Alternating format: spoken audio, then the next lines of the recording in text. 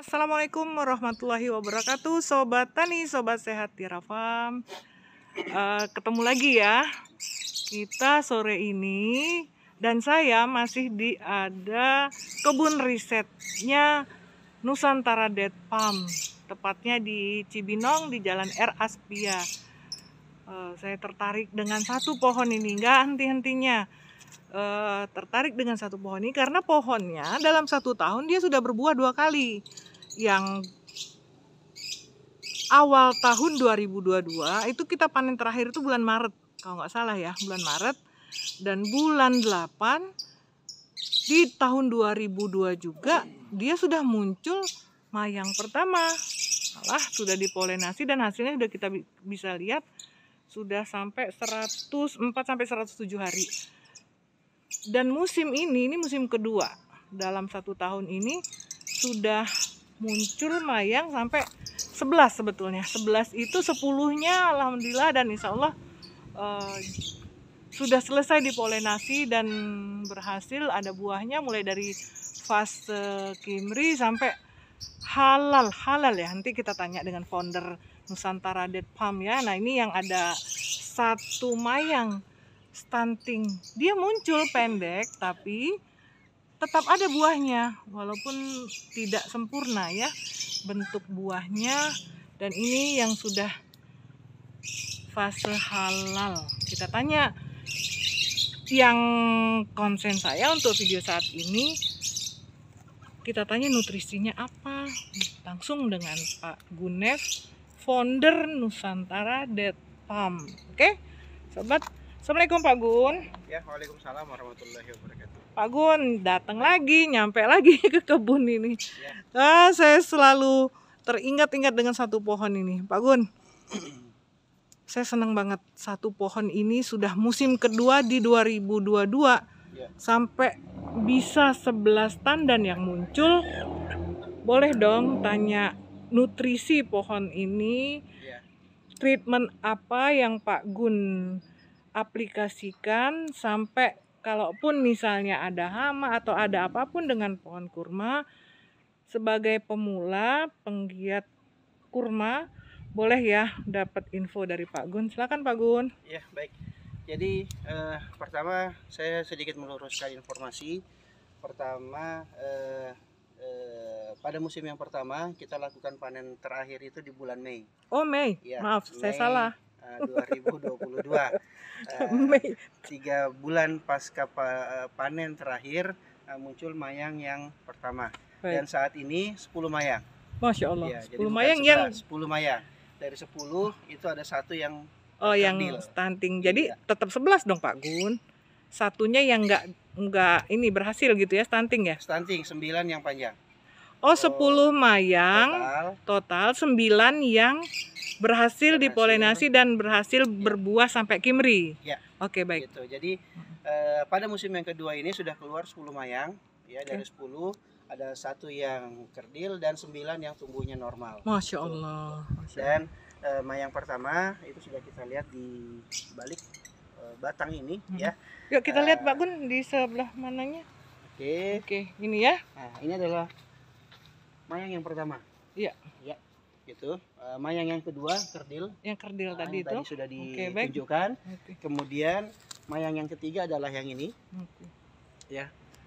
Yang kita lakukan dengan teknik polinasi yang berbeda, kita dapatkan hasil pembuahan yang kurang baik gitu. Nah, kemudian ini adalah mayang atau tandan yang keempat. Ya, ini juga sudah masuk fase kimri pertengahan. Ya. Kemudian mayang yang kelima adalah yang di atas ini. Ini ya. Ya. Kimri juga ini Pak Gun. Ya. Banyak juga buahnya. Ya, hanya berjarak beberapa hari dari tandan yang keempat tadi. Kemudian tandan yang ke-6 ini yang sedang ditutup pakai cover fruit. Oh, kenapa nampak itu Pak Gun? Iya. Ya, ini fasenya kita memang ditutup. Oh. Seperti itu. Ya. Biar apa Pak Gun kalau ditutup? Terlindungi terutama dari lalat buah. Lalat buah ya? Iya, terutama dari lalat buah, sebab lalat buah itu bisa menyebabkan kerontokan buah. Jadi pembusukan buah, bakal buah kemudian akhirnya rontok. Oh, rusak jadi dia Rusak, ya. ya. Oke, baik. Nah, itu sangat Sampai berapa hari itu kurang lebih disungkup begitu Pak Gun? Karena kita berada di Bogor, ya, kita lakukan penyungkupan ini nanti sampai panen. Oh, sampai panen? Ya. Ini pun juga ditutup nanti? Nanti akan ditutup. Semua bakal buahnya nanti akan kita tutup. Hanya saja pada siang hari kita lakukan pembukaan supaya dia tetap terkena udara bebas, bersirkulasi udara di antara pohon ini. Karena ini juga akan berpengaruh terhadap kualitas buah yang akan kita hasilkan. Oh, baik. Itu kembali tadi, Pak Gun, kan udah sampai berapa, dan alhamdulillah 9 ya. Yang ingin saya dapat dari Pak Gun, apa aplikasi yang Pak Gun ke pohon ini? Jadi pasca panen terakhir bulan Mei 2022 yang lalu, kita lakukan recovery terhadap pohon ini, dan nutrisi yang kita berikan itu adalah full organik. Semuanya full organik, mulai dari kompos yang kita rancang, kita buat sendiri formulasinya, ya. Kemudian kita juga menggunakan jamu bumi untuk mengkondisikan tanah, kemudian untuk membantu tanaman penyerapan nutrisi, dan juga sebagai sumber dari nutrisi cair bagi tanaman kita. Cair semua ya Pak Gun ya? Semuanya dalam bentuk cair. Kompos saja yang padat. Oh, kompos saja yang padat. Jadi pemberian nutrisi kita ada kompos yang kita formulasikan khusus. Kemudian kedua kita ada pupuk cair, nutrisi cair yang kita buat khusus juga di sini untuk memberikan nutrisi kepada tanaman-tanaman. Aplikasinya setiap hari atau gimana Pak Gun? Ada yang kita aplikasikan 1 pekan sekali, setiap pekan. Ada yang kita aplikasikan juga setiap bulan. Oh, udah ada ininya ya? Sudah ada. Aplikasinya. Nah, itu Pak Gun katanya bikin sendiri. Ya. Bahan-bahannya itu dari sekitar Pak Gun aja sendiri. Betul. Gitu ya? Jadi semua bahannya kita kumpulkan dari yang ada di sekitar kita. Saya lihat kemarin nih satu bocoran ya Pak Gun, boleh nanya ya? Ya. Di apa ya istilahnya itu namanya, Pak Gun bolongin tanah terus masukin pisang. Kulit pisang atau pisang ya? Iya. Oke. Jadi dari unsur pisang, baik itu kulitnya, buahnya, gitu kan, yang kita tampung dari penjual pisang yang ada di sekitar kita, itu biasanya banyak limbah. Oke. Ya. Limbah buah-buahan, salah satunya limbah pisang, limbah buah-buahan, apapun itu, itu menjadi salah satu bahan yang kita gunakan untuk membuat bahan kompos itu. Kalau pisang apa itu yang tertinggi diambil dari pisang itu Pak Gun? Iya, jadi pisang seperti kita ketahui mengandung potasium yang cukup tinggi, ya, fosfat juga, kemudian mengandung Zn dan berbagai unsur hara mikro ya, yang dibutuhkan untuk tanam. Oke, ada juga saya lihat pernah di situ sabut kelapa ya? Itu entah apa sabut kelapa? Sabut kelapa kita mengambil unsur potasiumnya atau unsur kaliumnya. Oke, baik. Jadi maksud saya itu nggak aneh-aneh kan sebetulnya ya? Yang ada di sekeliling kita aja ya yang Pak Gun aplikasikan. Jadi sabut kelapa bisa kita ambil dari pedagang es kelapa muda. Ya. Kita juga membantu mereka untuk menangani limbah mereka. Nah, itu kita manfaatkan.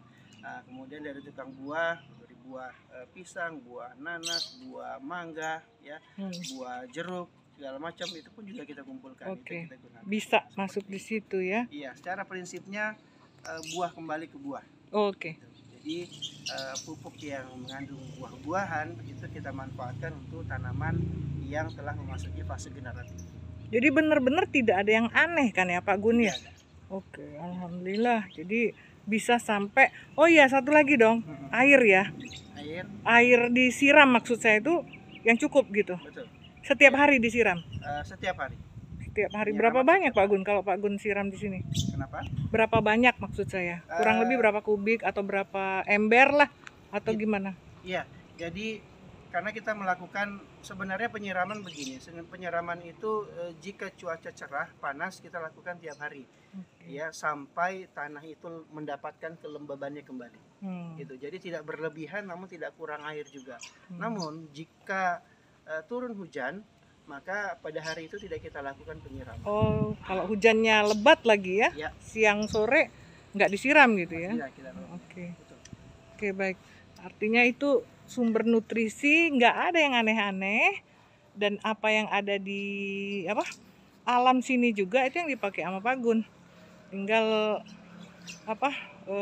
rutin dan konsisten ya. Konsisten sama rutin yang sama ya Pak Gun ya, untuk merawat dan memberi nutrisi pohon kurma ini. Baik Pak Gun, terima kasih banyak atas informasinya. Nanti kita bikin video selanjutnya ya. Assalamualaikum warahmatullahi wabarakatuh. Waalaikumsalam.